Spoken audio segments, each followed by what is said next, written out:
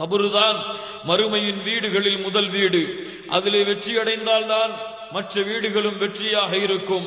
அதிலே தோல்வி அடைந்து விட்டால் மற்ற வீடுகளும் தோல்வி அடையப்படும் என்று உஸ்மான் ரலியல்லாஹு அன்ஹு அவர்கள் சொன்னார்கள். அல்லாஹ்வுடைய தூதர் ஸல்லல்லாஹு அலைஹி வஸல்லம் அவர்கள் அதற்காகத்தான் சொன்னார்கள், நீங்கள் கபூர்களை ஜியாரத் செய்ய செல்லுங்கள், நீங்கள் கபூர்களை சந்திக்க செல்லுங்கள். கபூர்களை சந்திக்க சென்றால் மறுமையின் நினைவு உங்களுடைய உள்ளத்திலே ஏற்படும் என்று அல்லாஹ்வுடைய தூதர் முஹம்மது ரசூலுல்லாஹ் ஸல்லல்லாஹு அலைஹி வஸல்லம் அவர்கள் சொன்னார்கள். கண்ணியத்துக்குரியவர்களே, கபருடைய வாழ்க்கை. முஆத் ரலியல்லாஹு அன்ஹு, சஅத் ரலியல்லாஹு அன்ஹு மிகப்பெரிய சஹாபி. சுருக்கமாக இந்த தோழருடைய வரலாற்றை சொல்லுகின்றேன். அல்லாஹ்வுடைய தூதர் முஹம்மது ரசூலுல்லாஹ் ஸல்லல்லாஹு அலைஹி வஸல்லமிற்காக ஒரு போர்க்களத்திலே கலந்து கொண்டார்கள். இந்த தோழர் போர்க்களத்திலே அதிகமான காயத்தின் காரணமாக மரணத்துடைய விளிம்பை எய்தினார்கள். சில பிரச்சனைகளுக்கு பிறகு சஅத் ரலியல்லாஹு அன்ஹு அவர்கள் மரணம் அடைந்தார்கள். கடுமையான மரணமாக அல்லாஹ் ரப்புல் ஆலமீன் அவருடைய மரணத்தை அல்லாஹ் அமைத்தான். அந்த மரணத்திற்கு பிறகு அல்லாஹ்வுடைய தூதர் முஹம்மது ரசூலுல்லாஹ் ஸல்லல்லாஹு அலைஹி வஸல்லம் சொன்னார்கள், இஹ்தஸ்ஸ அர்ஷுர் ரஹ்மான் லிமௌத் சஅத். இந்த சஅத் ரலியல்லாஹு அன்ஹு அவர்களுடைய மரணத்திற்காக அல்லாஹ்வுடைய சிம்மாசனம் நடுங்குகிறது, அல்லாஹ்வுடைய அர்ஷ் ஆடுகிறது, வானம் பிளக்கப்பட்டு மலக்குகள் எல்லாம் இறங்கிக் கொண்டிருக்கிறார்கள். ஆனால் அல்லாஹ்வுடைய தூதர் முஹம்மது ரசூலுல்லாஹ் ஸல்லல்லாஹு அலைஹி வஸல்லம் அவர்கள் சஅத் ரலியல்லாஹு அன்ஹு அவர்களை கபரிலே அடக்கம் செய்யப்பட்டதற்கு பிறகு சொன்னார்கள், சஅதையும் கபருடைய வேதனை நெருக்கிவிட்டது.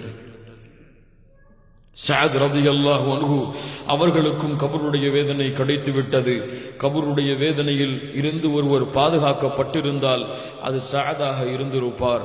அவரையும் கபர் நெருக்கிவிட்டது என்று அல்லாஹ்வுடைய தூதர் முஹம்மது ரசூலுல்லாஹ் ஸல்லல்லாஹு அலைஹி வஸல்லம் அவர்கள் சொன்னார்கள். என்றால் நாங்களும் நீங்களும் எம்மாத்திரம் என்பதை அல்லாஹ்வுடைய பார்வைக்கு முன்னால் முடிவு செய்து கொள்ளுங்கள். கண்ணியத்துக்குரியவர்களே, இதுதான் மரணத்தின் பாதையில் மனிதன் அறிந்து கொள்ளுங்கள், இந்த உலக வாழ்க்கை உங்களுக்கு நிரந்தரமானதல்ல. இந்த உலக வாழ்க்கையிலே நீங்கள் நிரந்தரமாக படைப்பதற்கு அல்லாஹ், நிரந்தரமாக வாழ்வதற்கு அல்லாஹ் உங்களை படைக்கவில்லை. இந்த உலக வாழ்க்கை வீணும் விளையாட்டும் தான். இந்த உலக வாழ்க்கை முடிக்கப்பட்டதற்கு பிறகு நீங்கள் அல்லாஹ்விடத்திலே கொண்டு செல்லப்படுவீர்கள். கண்ணியத்துக்குரியவர்களே, மரணத்தை நினைவு கூறுங்கள், மரணத்தை நினைத்து பாருங்கள். ஒரு நாள் எனக்கும் இந்த அழைப்பவர் அழைப்பார், என்னுடைய அழைப்பிற்கும் என்னையும் இந்த ஒரு மலக்கு அழைப்பார். அந்த மலக் நல்ல மலக்காகவோ சூரியனின் ஒளியை தன்னிடத்திலே கொண்ட மலக்காக இருக்கலாம், அல்லது இருளடைந்த முகங்களை தன்னிடத்திலே கொண்ட மலக்காக இருக்கலாம். இந்த இருவரில் ஒருவர் என்னை சந்திப்பார், என்னிடத்திலே சொல்லுவார், அல்ல உயிரே, அல்லாஹ்வுடைய வணக்க வழிபாட்டில் ஈடுபட்ட உயிரே, இந்த உடம்பிலிருந்து நீ வெளியேறு என்று. அல்லது பாவம் செய்திருந்தால், பாவமான நிலையிலே அல்லாஹ் என்னுடைய மரணத்தை ஏற்படுத்தினால் அல்லாஹ் பாதுகாப்பானாக, கெட்ட உயிரே, அல்லாஹ்வுடைய கோபம் உன் மீது இருக்கக்கூடிய நிலையிலே உடம்பிலிருந்து வெளியே வா என்று அழைப்பார்கள். அந்த அழைப்பிற்கு யாரும் மறுக்க முடியாது. எந்த ராணுவ பட்டாளங்களும் அதை பாதுகாக்க முடியாது. எந்த மருத்துவர்களுடைய மருந்தும் அந்த நோயை தீர்க்க முடியாது. அந்த நோய் தீர்க்க முடியாத நோய். கண்ணியத்துக்குரியவர்களே, அந்த மரணம் நம்மை வந்தடைந்து விட்டால் யாரும் எம்மை பாதுகாக்க முடியாது. எங்கும் ஓடி மறைய முடியாது, எங்கும் தெரித்து விட முடியாது. அல்லாஹ் ஒரு நிமிடம் பிற்படுத்தவும் மாட்டான். சிறிது நேரம் யா அல்லாஹ் அவகாசம் கொடு, எனக்கு சொத்து இருக்கிறது பார்த்து வந்து விடுகிறேன், எனக்கு வீடு இருக்கிறது பார்த்து வந்து விடுகிறேன், என் பிள்ளை திருமணம் முடிக்காமல் இருக்கிறாள், திருமணம் முடித்து கொடுத்து வந்து விடுகிறேன் என்றெல்லாம் அல்லாஹ்விடத்திலே கோரிக்கை வைக்க முடியாது. கண்ணியத்துக்குரியவர்களே, அல்லாஹ் நேரம் குறிப்பிட்ட நேரத்திலே எம்மை வந்தடையும். மரணம் வந்தடைந்து விட்டால் எம்முடைய உடம்புகள் ஜனாசாவாக மாற்றப்படும், எம்முடைய பெயர்கள் எல்லாம் அகற்றப்பட்டு விடும். ஜனாசா என்று மக்கள் எல்லாம் அழைப்பார்கள். எம்மை மருத்துவமனையிலிருந்து வீட்டிற்கு கொண்டு வருவார்கள். வீட்டிலே ஒரு கட்டிலை படுக்க வைப்பார்கள். இந்த நிலை எனக்கும் உங்களுக்கும் தான். கண்ணியத்துக்குரியவர்களே, படுக்க வைத்து எம்முடைய குடும்பத்தார்கள் எல்லாம் எம்மை பற்றி புகழ்ந்து அழுது கொண்டிருப்பார்கள். அவர்களுடைய அன்பையும் பாசத்தையும் வெளிப்படுத்தி கண்ணீர் மழைகளை கொடுத்து கொண்டிருப்பார்கள். ஆனால் அவர்களுடைய கேள்விக்கு எதற்கும் என்னால் பதில் சொல்ல முடியாது. ஜனாசாவாக மாறி இருப்பேன், என்னுடைய நாவுகளை என்னால் அசைக்க முடியாது. இங்கு இது நடந்து கொண்டிருக்கும் பொழுது என்னுடைய உயிரை நல்ல மலக்குகள் வானத்திலே அழைத்து சென்று 7 வானத்திற்கு மேல் என் உயிரை அழைத்து செல்லுவார்கள். இந்த பூமியில் நான் நல்லவனாக வாழ்ந்தால், அல்லாஹ்வுடைய மார்க்கத்திற்கு கட்டுப்பட்டு இருந்தால், இல்லை என்றால் 7 வானத்திற்கு அழைத்து செல்லாமல் முதல் வானத்திலேயே எனக்கு அனுமதி மறுக்கப்பட்டு இந்த பூமியிலே தூக்கி வீசப்பட்டு விடுவேன். பூமியிலே விழுந்து கிடப்பேன். எல்லோர்களையும் அழைப்பேன். அந்த அழைப்பிற்கு யாரும் பதில் கொடுக்க மாட்டார்கள். அதற்கு பிறகு சிறிது நேரம் என்னுடைய குடும்பத்தார்கள் அழுதுவிட்டு என்னை குளிப்பாட்டுவதற்காக எடுத்து செல்லுவார்கள். நிலைமையை கொஞ்சம் கண்களுக்கு முன்னால் கொண்டு வந்து பாருங்கள். குளிப்பாட்டுவார்கள். எந்த மானத்தை, என்னுடைய உடம்பை அழகுபடுத்தி ஆடைகளை கொண்டு அழகுபடுத்தினேனோ அந்த உடம்பை மக்களுடைய பார்வைக்காக நிர்வாணமாக ஆக்கி விடுவார்கள். மக்கள் எல்லாம் என்னுடைய உடம்பில் கை வைத்து குளிப்பாட்டி கொண்டிருப்பார்கள். ஆண்களுக்கு ஆண்கள் என்று, பெண்களுக்கு பெண்கள் என்று ஒவ்வொருவரும் என்னுடைய உட்கார்ந்தால் கூட தட்டி விடுவேன். ஆனால் எந்த தட்டும் எந்த ஒரு தடையும் அதற்கு விதிக்க முடியாது. என்னுடைய எல்லா இடங்களிலும் அவர்கள் கை வைத்து என்னை குளிப்பாட்டி என்னை ஒரு வெள்ளை துணியால் அவர்கள் சுற்றுவார்கள்.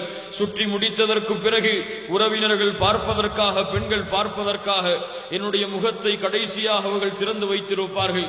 அவ்வளவுதான் இந்த உலகம் என்னை கடைசியாக பார்க்கும் இந்த உலக வாழ்க்கையிலே. அதற்கு பிறகு என்னை யாரும் தோண்டி பார்க்க முடியாது.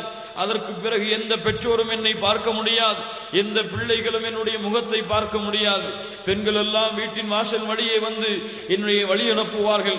ஆண்களாக இருந்தால், என் பெற்றோர்களாக இருந்தால், என் பிள்ளைகளாக இருந்தால், என் உறவினர்களாக இருந்தால், என்னை நேசித்தவர்களாக இருந்தால் என்னை பின்தொடர்ந்து வருவார்கள். என்னை பின்தொடர்ந்து கலிமாவை கூறிக்கொண்டு என்னை கொண்டு சென்று கொண்டிருப்பார்கள். நல்ல ஆத்மாவாக இருந்தால் என்னை விரைவாக கொண்டு செல்லுங்கள் என்று சொல்லுவேன். பாவமுள்ள ஆத்மாவாக இருந்தால் எங்கே என்னை கொண்டு செல்கிறீர்கள், என்னை விடுங்கள், காப்பாற்றுங்கள் என்று கதறுவேன். யாரும் அந்த அழைப்பிற்கும் பதில் கொடுக்க மாட்டார்கள். அதற்கு பிறகு பள்ளிவாசலில் என்னுடைய ஜனாசாவை கொண்டு செல்லுவார்கள். எனக்கு பின்னால் இமாம் இருந்து தொழுகை நடத்துவார். என்னுடைய பிள்ளையோ என்னுடைய உறவினர்களோ வந்து அறிவிப்பார், என் தந்தையோ தாயோ ஏதாவது உங்களுக்கு பாவம் செய்திருந்தால், ஏதாவது உங்களிடத்திலே கடன் வாங்கி இருந்தால் அதை மன்னித்துக் கொள்ளுங்கள் என்று, அல்லாவிற்காக அதை பொருத்திக் கொள்ளுங்கள் என்று கண்ணீர் மல்க என் பிள்ளையோ உறவினர்களோ எனக்காக பேசுவார்கள். அதற்கு பிறகு என்னுடைய ஜனாசாவை முன்னால் வைத்து மக்கள் எல்லாம் 4 தக்பீர்களை கூறி தொழுகை நடத்துவார்கள். அதற்கு பிறகு எனக்காக துஆவை செய்துவிட்டு என்னுடைய ஜனாசாவை சுமப்பதற்காக போட்டி போட்டுக் கொள்வார்கள். போட்டி போட்டுக் கொண்டு கபருஸ்தானுக்கு கொண்டு செல்லுவார்கள். அங்கே எனக்காக ஒரு கபரின் குழி வெட்டப்பட்டிருக்கும், 6 அடியிலே இருக்கும். அங்கே சொகுசான வாழ்க்கைக்குரிய இடமோ, அங்கே நல்ல வசதியான வாழ்க்கையோ, அல்லது என்னுடைய வீட்டிலே என்னுடைய பெற்றோர்கள் என்னை கவனித்தார்கள். அப்படிப்பட்ட அழகான அறையோது அல்ல, மண்ணாலான அறை. அங்கே புழுக்கள் இருக்கும், அங்கே பாம்புகள் இருக்கும், அங்கே இருட்டு இருக்கும், அங்கே இருள் இருக்கும். எந்த வெளிச்சமும் அமைக்கப்படாது, எந்த பாதுகாப்பும் அங்கே போடப்படாது. என்னுடைய ஜனாசாவை மண்ணின் மேல் வைத்து பார்ப்பவர்கள் எல்லாம் பார்த்துக் கொள்ளுங்கள் என்று அழைப்பு விடுக்கப்படும். ஆண்களாக இருந்தால் எல்லோரும் வந்து என்னுடைய முகத்தை பார்ப்பார்கள். எல்லோரும் என்னுடைய முகத்தை பார்த்து அழுது கொண்டிருப்பார்கள். அந்த நேரத்திலே பார்த்துக் கொள்ளுங்கள் என்று கடைசியாக என்னுடைய முகம் மூடப்படும். அவ்வளவுதான். வேறு யாரும் அதற்கு பிறகு என்னை பார்க்க முடியாது. என்னுடைய தந்தையாக இருந்தாலும், நான் பெற்ற பிள்ளையாக இருந்தாலும், அல்லது என்னுடைய உறவினர்களாக இருந்தாலும் என்னை கபருக்குள்ளே வைப்பார்கள். கபருக்குள்ளே வைத்து எல்லோர்களும் மண்களை என் மீது தேறி விடுவார்கள். என் மீது தூசிப்பட்டால் கூட கவலைப்படக்கூடிய என் பிள்ளை, என் மீது ஏதாவது மண் விழுந்தால் கூட அதை தட்டிவிடக்கூடிய என் பிள்ளை என் மீது மண்ணை போடுவான். என் மீது மண்ணால் மூடுவார்கள். என்னை மண்ணால் மூடிவிட்டு சிறிது நேரம் அங்கே நின்று அல்லாஹ்விடத்திலே துஆ செய்துவிட்டு அவ்வளவுதான். என் உறவுகள், நான் பார்த்து வளர்ந்த உடம்புகள், நான் இல்லாமல் அவர்களால் இருக்க முடியாது என்று உலகத்திலே கூறிய உறவுகள் எல்லாம் என்னை விட்டு என்னை தனியாக வைத்துவிட்டு அந்த இருட்டின் அறையிலே என்னை அடைத்துவிட்டு அல்லாஹ்வை முன்னோக்கி என்னுடைய முகத்தையும் வைத்துவிட்டு சென்று விடுவார்கள். அங்கே என்னுடைய தொடர்பு அல்லாஹ்விற்கும் எனக்கும் என அமைக்கப்படும். அவ்வளவுதான் என் உலக வாழ்க்கை. அவ்வளவுதான். யாருக்கு இல்லை இந்த நிலைமை? யாரால் மறுக்க முடியும் இந்த நிலைமை எனக்கு இல்லை என்று கண்ணியத்துக்குரியவர்கள்? ஆனால் மறந்து வாழ்கின்றோம். ஆனால் இதை தெரிந்து அலட்சியப்படுத்திக் கொண்டு வாழ்கின்றோம். அதற்கான தயாரிப்புகள் எம்மிடத்திலே இல்லாமல் நம்முடைய வாழ்க்கையை நாம் கழித்துக் கொண்டிருக்கின்றோம். வந்தால் அழுகின்றோம். அல்லாஹ்விடத்திலே, அல்லாஹ் கொஞ்ச காலம் அவகாசம் கொடு, நல்ல அமல்களை செய்து வந்து விடுகிறேன், நல்ல சதகாவை கொடுத்து வந்து விடுகிறேன் என்று. அவ்வளவுதான் கண்ணியத்துக்குரியவர்களை வாழ்க்கை. அதற்கு பிறகு வருவார்கள் 2 மலக்குகள் வருவார்கள். நல்ல உயிராக இருந்தால் நல்ல மலக்குகள், பாவமான உயிராக இருந்தால் பாவமுடைய மலக்குகள் வந்து கேட்பார்கள், மன் ரப்புக், யார் உன்னுடைய இறைவன்? நான் ரப்பை வணங்கி இருந்தால், அவனுக்கு மட்டுமே வணக்க வழிபாடுகளை செலுத்தி இருந்தால் சொல்லுவேன், ரப்பி அல்லாஹ், என் இறைவன் அல்லாஹ். அல்லாஹ் அந்த பாக்கியத்தை கொடுப்பானாக. 2வது கேட்பார்களோ, மா தீனுக், உன் மார்க்கம் என்ன? இந்த வழியை பின்பற்றி வந்தாய். அல்லாஹுடைய மார்க்கத்தை பின்பற்றி இருந்தால், குர்ஆன் சுன்னாவை என் வாழ்க்கையாக்கி இருந்தால் சொல்லுவேன், தீனியல் இஸ்லாம், என் வழி அல்லாஹுடைய மார்க்கமாகிய. மூன்றாவதாக கேட்பார்கள், இந்த தூதரை உமக்கு தெரியுமா என்று உருவம் காட்டப்படும். முஹம்மது ரசூலுல்லாஹ் ஸல்லல்லாஹு அலைஹி வஸல்லம் தெரியுமா உனக்கு? யார் இவர்கள் தெரியுமா? இவர்கள்தான் அல்லாஹுடைய நேசர், என்னுடைய விருப்பத்திற்குரிய தூதர் முஹம்மது ரசூலுல்லாஹ் ஸல்லல்லாஹு அலைஹி வஸல்லம். அவ்வளவுதான். நம் கனௌமத்தில் அரூஸ், புதுமகன் உறங்குவது போல நீ உறங்கு என்ற அழைப்பு விடுக்கப்படும். அவகாசம் கேட்பேன், யா அல்லாஹ் கொஞ்சம் அவகாசம் கொடேன், என்னுடைய தாய் தந்தையர்கள் இருக்கிறார்கள், பிள்ளைகள் இருக்கிறார்கள், அறிவித்து வந்து விடுகிறேன் கபருடைய வாழ்க்கை வெற்றி அடைந்து விட்டதென்று. இல்லையப்பா நீ தூங்கு நிரந்தரமாக என்று எனக்கு அழைப்பு விடுக்கப்படும். மறுமை வரை உறங்கிக் கொண்டிருப்பேன். பாவமுடைய ஆத்மாவாக இருந்தால், அல்லாஹுவை நம்பிக்கை கொண்டிருந்தேன், ஆனால் அல்லாஹ்விற்கு வணக்க வழிபாடுகளை செலுத்தாமல் அல்லாஹுடைய அடியார்களுக்கு வணக்க வழிபாடுகளை செலுத்தி கொண்டிருந்தால், யார் உன்னுடைய இறைவன் தெரியாது எனக்கு. எது உன்னுடைய மார்க்கம்? இஸ்லாம் தான், ஆனால் பின்பற்றி இருக்க மாட்டேன், தெரியாது எனக்கு. எது உன்னுடைய தூதர்? தெரியாது எனக்கு. அடிக்கப்படும் சம்பட்டிகளால், பாம்புகளால் சூழலப்படும் உன்னுடைய உடம்பு.